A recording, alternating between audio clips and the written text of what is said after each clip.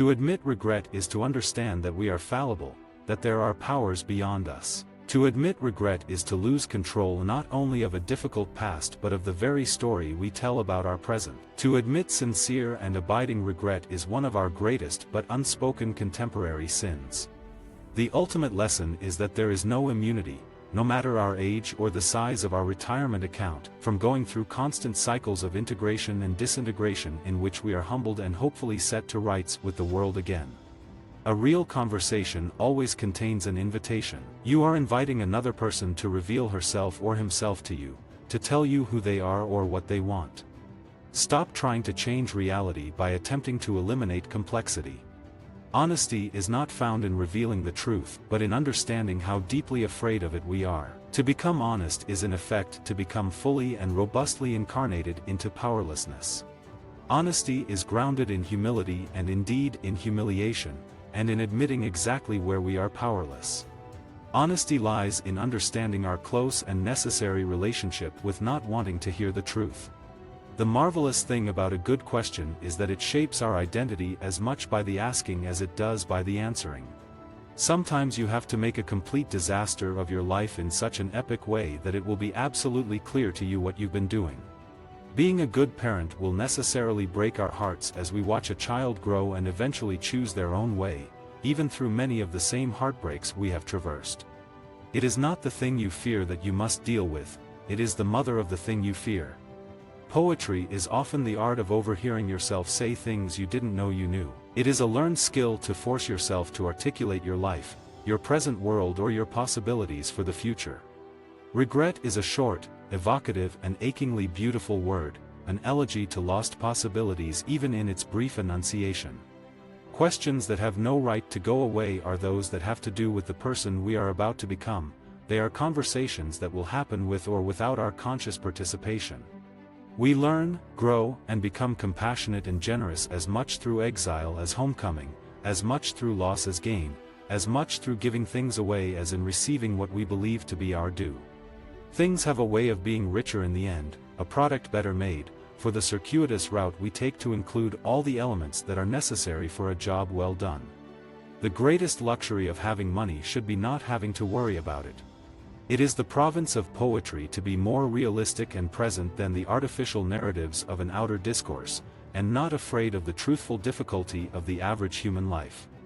One of the great difficulties as you rise up through an organization is that your prior competencies are exploded and broken apart by the territory you've been promoted into, the field of human identity. It is difficult to be creative and enthusiastic about anything for which we do not feel affection.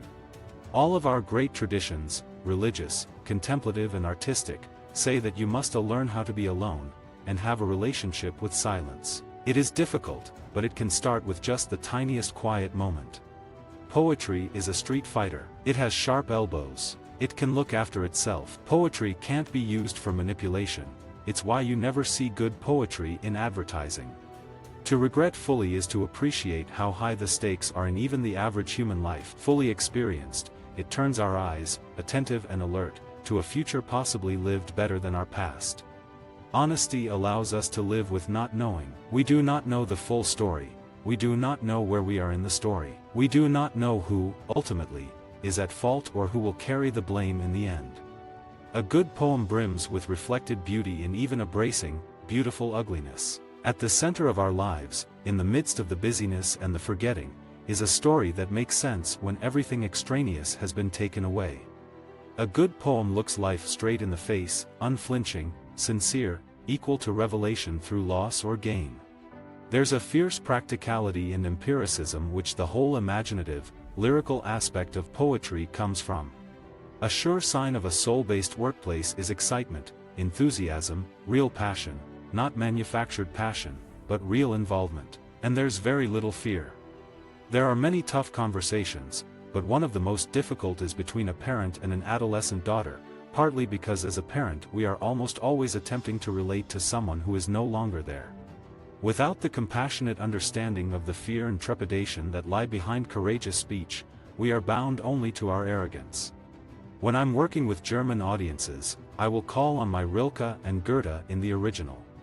We're moving toward the kind of work world which has less security, but we hope it has more creativity and possibility of real engagement. There are millions of people living Thoreau's life of quiet desperation, and they do not have the language to escape from that desperation. We speak continually of saving time, but time in its richness is most often lost to us when we are busy without relief. Poetry carries the imagery which is large enough for the kind of life we want for ourselves. I have hundreds of poems memorized, mostly by others, but also my own. I use the poems when I lead retreats for management groups on topics like creating teams, or coming up with a more entrepreneurial system, or creating more excitement. I believe that human beings are desperate, always, to belong to something larger than themselves. Lion sounds that have not grown from the mouse may exude naked power, but cannot convey any wisdom or understanding. The initial steps on the path to courageous speech then are the first tentative steps into the parts of us that cannot speak. It might be liberating to think of human life as informed by losses and disappearances as much as by gifted appearances, allowing a more present participation and witness to the difficulty of living. The great poems are not about experience, but are the experience itself, felt in the body. If you've given away a sense of your own destiny, you need enormous amounts of hierarchy and protection within the structure to make up for what you've given away. A soul-based workplace asks things of me that I didn't even know I had. It's constantly telling me that I belong to something large in the world. In the poetic tradition, the heart's affections are indeed holy, and if organizations are asking for people's hearts and minds, they are asking in a way for their holy and hidden affections at the same time. I don't have an all-embracing vision which people have to buy. I'm simply trying to work with the struggles we all deal with every day while we're trying to live out our personal destinies and make a living at the same time. By definition, poetry works with qualities and dynamics that mainstream society is reluctant to face head-on. It's an interesting phenomenon that by necessity, poetry is just below the radar. The frail, vulnerable sounds of which we are capable seem to be essential to a later ability to roar like a lion without scaring everyone to death. In Germany, they have great difficulty with anything that smacks of cultism or messianic leadership. You can't talk about leadership in its charismatic forms. Poetry gives us courage and sets us straight with the world. Poems are great companions and friends. Sincere regret may be a faculty for paying attention to the future, for sensing a new tide where we missed a previous one, for experiencing timelessness with a grandchild where we neglected a boy of our own. The thing about great poetry is we have no defenses against it. Visit our website for more quotes, quoting.com.